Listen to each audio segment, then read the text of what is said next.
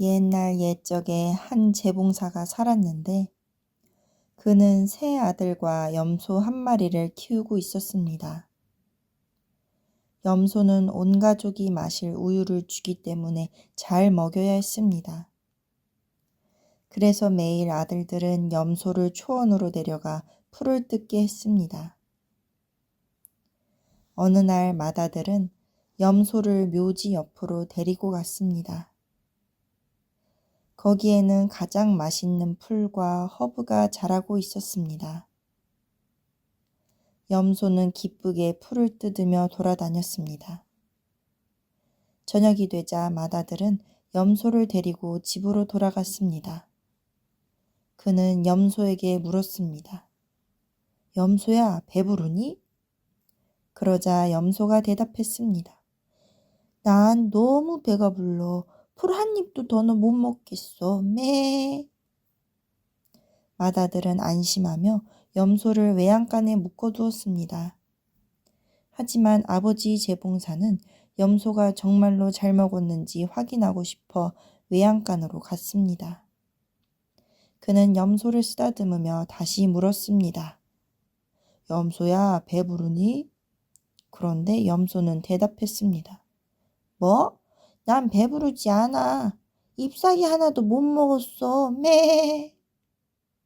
재봉사는 깜짝 놀라 아들에게 말했습니다.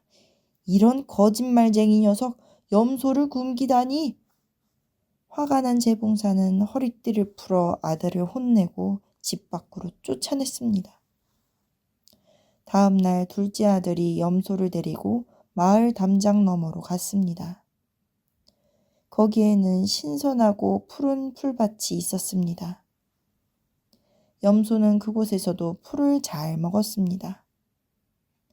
저녁이 되자 둘째 아들은 염소를 집으로 데리고 왔고 염소에게 물었습니다.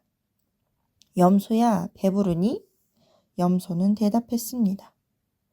나는 너무 배불러. 풀 한 입도 더는 못 먹겠어. 매. 둘째 아들은 염소를 외양간에 묶었습니다. 하지만 아버지 재봉사는 여전히 믿지 않았습니다. 외양간으로 가서 염소에게 물었습니다. 염소야, 너 정말 배부르니? 하지만 염소는 다시 말했습니다. 뭐? 난 배부르지 않아. 잎사귀 하나도 못 먹었어. 매. 재봉사는 다시 화를 내며 둘째 아들에게도 벌을 주고 집에서 쫓아냈습니다. 세 번째 아들 역시 염소를 데리고 나가 풀밭으로 갔지만 염소는 계속 같은 말을 반복하며 재봉사를 화나게 했습니다. 결국 세 아들은 모두 집에서 쫓겨났고 재봉사는 염소와 단둘이 남게 되었습니다. 그날 밤 재봉사는 염소에게 진실을 확인하기로 마음먹었습니다. 그는 염소를 직접 데리고 신선한 허브와 풀이 있는 밭으로 갔습니다. 염소는 만족스럽게 풀을 먹고 즐겁게 뛰어다녔습니다.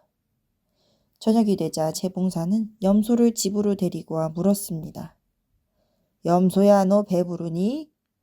염소는 대답했습니다. 나는 너무 배불러. 풀 한 입도 더는 못 먹겠어. 매. 재봉사는 드디어 안심했습니다. 하지만 갑자기 염소가 말을 바꿨습니다. 뭐? 난 배부르지 않아. 잎사귀 하나도 못 먹었어. 매. 재봉사는 염소가 거짓말을 하고 있다는 것을 깨달았습니다. 그는 염소를 혼내며 집 밖으로 내쫓았고 염소는 멀리 사라져 버렸습니다. 집에서 쫓겨났던 첫째 아들은 목수의 제자로 들어가 열심히 배우고 부지런히 일했습니다. 마침내 수습 기간이 끝나고 떠날 때가 되자 목수는 그에게 특별한 선물을 주었습니다.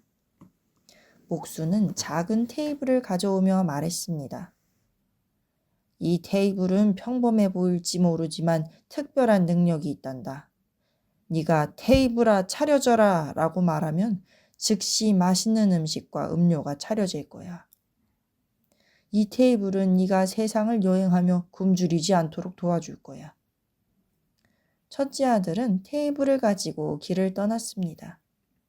그는 길을 걷다가 배가 고프면 들판, 숲 혹은 아무 데서나 멈춰 테이블을 놓고 말했습니다. 테이블아, 차려져라!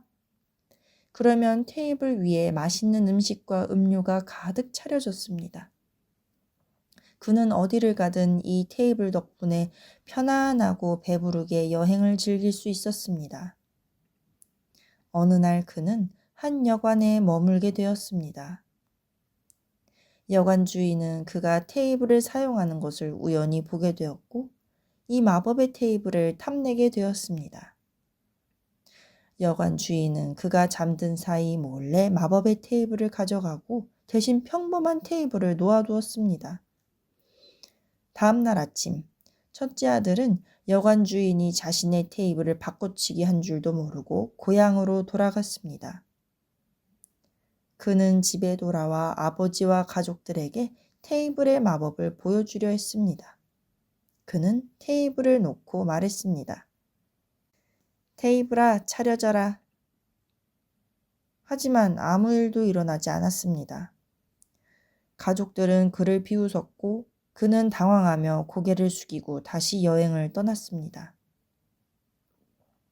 둘째 아들은 제분업자의 제자로 들어가 열심히 일하며 기술을 익혔습니다. 수습 기간이 끝나고 떠날 때가 되자 제분업자는 그에게 특별한 선물을 주었습니다. 그는 말했습니다. 이 당나귀는 평범한 당나귀가 아니다. 네가 브리클레브리프트라고 말하면 당나귀가 그 말을 만들어낼 것이다. 이 당나귀는 너를 부자로 만들어줄 거야. 둘째 아들은 당나귀를 데리고 길을 떠났습니다. 그는 여행 중에 어디에서나 당나귀의 능력을 사용해 그 말을 만들어내며 생활했습니다. 당나귀가 만들어낸 금화 덕분에 그는 풍족하게 지냈고 자신의 운명을 자랑스럽게 여겼습니다. 어느 날 그는 형이 들렀던 바로 그 여관에 도착했습니다. 그는 여관 주인에게 당나귀의 능력을 들키게 되었고 여관 주인은 당나귀를 탐내게 되었습니다.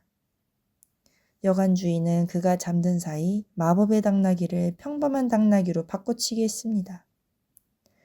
다음 날 아침 둘째 아들은 여관 주인이 당나귀를 바꿔치기 한 줄도 모르고 고향으로 돌아갔습니다.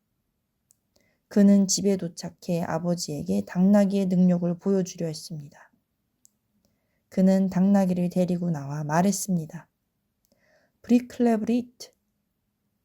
하지만 당나귀는 아무런 반응도 보이지 않았습니다. 가족들은 다시 그를 비웃었고 그는 실망하며 길을 떠났습니다. 셋째 아들은 목공 기술을 배우기 위해 한 목수의 제자가 되었습니다. 그는 형들보다 더 오랜 수습 기간을 거쳤고 매우 열심히 일했습니다. 마침내 그의 수습 기간이 끝나고 떠날 준비를 하자 그의 스승은 그에게 특별한 선물을 주었습니다. 스승은 커다란 자루를 건네주며 말했습니다. 자루 안에 몽둥이가 들어있다. 이 몽둥이는 네가 명령하면 너를 보호해 줄 것이다. 만약 누군가 너에게 해를 끼치려 한다면 몽둥이야 자루에서 나와라 라고 말하면 된다.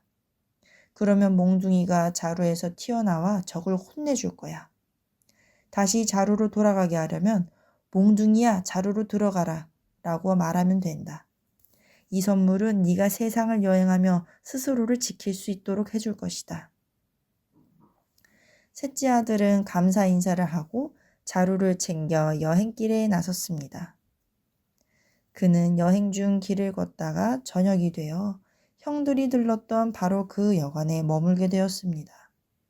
그는 저녁 식사를 하며 여관 주인과 대화를 나누었고 형들이 잃어버린 마법 테이블과 당나귀 이야기를 들었습니다.